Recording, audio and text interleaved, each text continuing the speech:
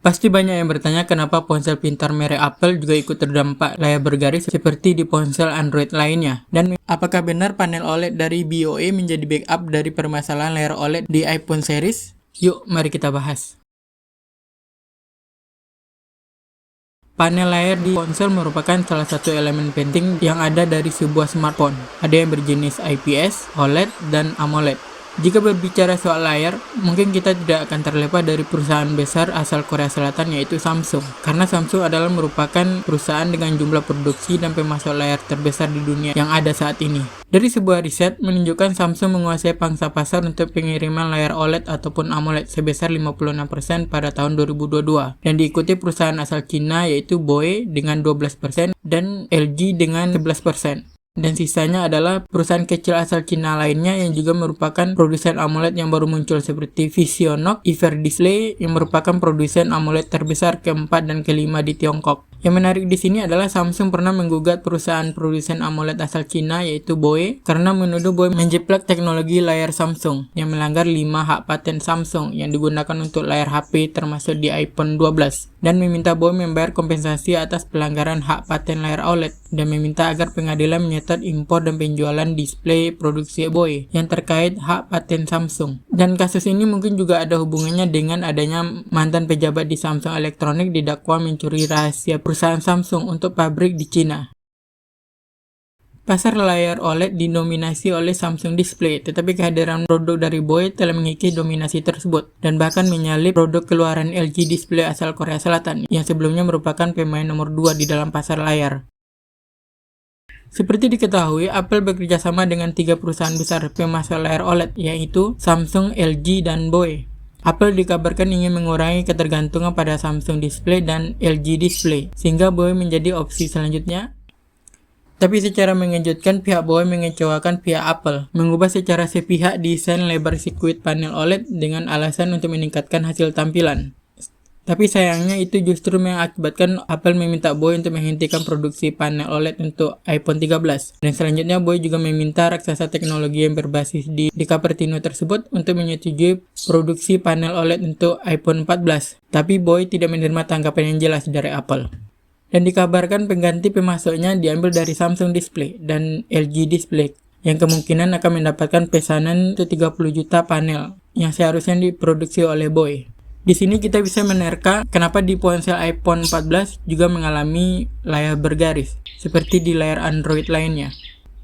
Tapi hal itu dikonfirmasi oleh pihak Apple. Menurut Apple ada bug di sistem operasi iOS, namun tidak merinci apa gangguan bug tersebut. Dan iPhone menyatakan masalahnya ada di software, bukan di hardware. Banyak menduga terjadi setelah adanya update terbaru iOS 16.2. Dan berdasarkan sumber internal yang beredar, Apple telah membeli 82% panel dari Samsung, 12% dari LG, dan 6% lainnya dari BOE. Ada laporan menyebutkan series iPhone 14 Pro Max hanya mempunyai panel dari Samsung pada awalnya. Namun kabar terbaru mengatakan LG Display juga ikut serta memenuhi permintaan dan tantangan teknis untuk layar iPhone 14 Pro Max. Apakah hal ini dilakukan pihak Apple setelah banyak ditemukan kasus layar bergaris di iPhone 14 Pro Max sehingga diputuskan untuk di-backup dari panel layar yang dipasok dari LG? Dan di iPhone keluaran terbaru, yaitu iPhone 15, Apple masih menunjuk Samsung dan LG sebagai pemasok layar OLED untuk iPhone 15 series. LG dan Samsung menyediakan tampilan OLED LTPO untuk iPhone 15 Pro dan 15 Pro Max. Sementara BOE seharusnya memberikan panel untuk layar OLED LTPS pada iPhone 15 dan iPhone 15 Plus, namun produknya ditemukan di bawah persyaratan Apple, sehingga bagian mereka dialokasikan ulang. Dan ada rumor mengatakan bahwa produsen asal Cina ini mengalami masalah dengan punch hole untuk Face ID, yang mendorong Apple untuk mengalokasikan ulang pesanan pada menit terakhir. Selain itu, BOE atau BOE juga mengalami masalah saat memproduksi layar dengan cutout Dynamic Island. Padahal Dynamic Island jadi fitur premium yang bakal dihadirkan pada series iPhone 15. Setelah sebelumnya hanya ada di iPhone 14 Pro dan Pro Max pada tahun lalu. Dan gara-gara hal tersebut, Apple menghapus BOE dari daftar produsen OLED untuk iPhone 15 dan menggantinya dengan Samsung. Dan Apple memandang BOE memiliki masalah dalam hal membuat panel tanpa melanggar paten Samsung. Meskipun BOE berupaya agar paten tersebut dinyatakan tidak valid.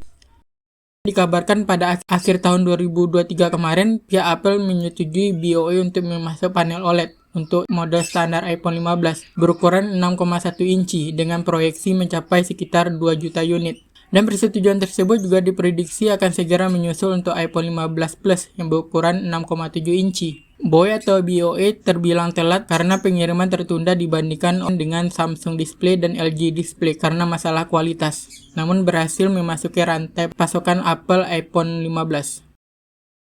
Samsung bertanggung jawab atas OLED untuk total 4 model, termasuk 2 tipe iPhone 15 Pro dan 2 tipe iPhone 15 regular, sedangkan LG memproduksi 2 tipe iPhone 15 Pro.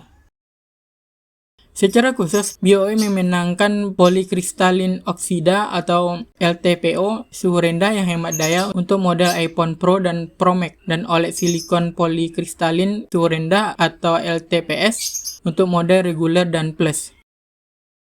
Dan di samping itu, banyak rumor yang beredar di kalangan fanboy iPhone untuk menghindari unit iPhone yang menggunakan panel layar dari Samsung dan LG, dan lebih merekomendasikan unit iPhone yang menggunakan panel besutan BOE.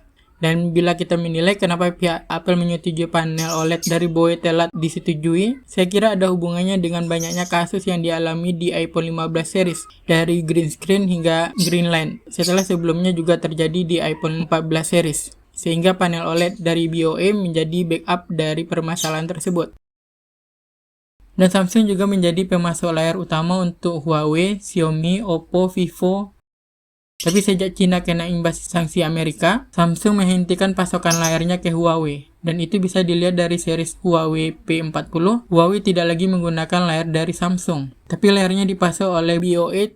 Coba kita lihat jejak ponsel Huawei yang mengalami layar bergaris, yaitu salah satunya di Huawei Mate 20 dan Huawei P30 Pro. Ternyata kedua ponsel tersebut Huawei menggunakan layar AMOLED dari Samsung. Dari informasi singkat ini kita bisa menilai kenapa di beberapa merek ponsel juga mengalami hal yang sama seperti di merek ponsel Samsung yang juga mengalami banyak masalah di layar seperti green line, green screen, shadow, bar-in, dan lain-lain.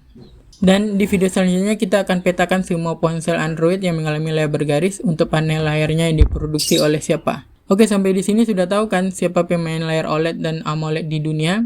Jadi nggak heran hampir semua merek jadi ikut terdampak adanya masalah di layar walau dengan alasan yang berbeda-beda. Oke, sekian pembahasan kali ini. Semoga infonya bermanfaat. Bantu subscribe dan like ya. Dan tinggalkan komen di kolom komentar agar kita bisa diskusi lebih jauh. Oke, terima kasih sudah menonton. Assalamualaikum warahmatullahi wabarakatuh.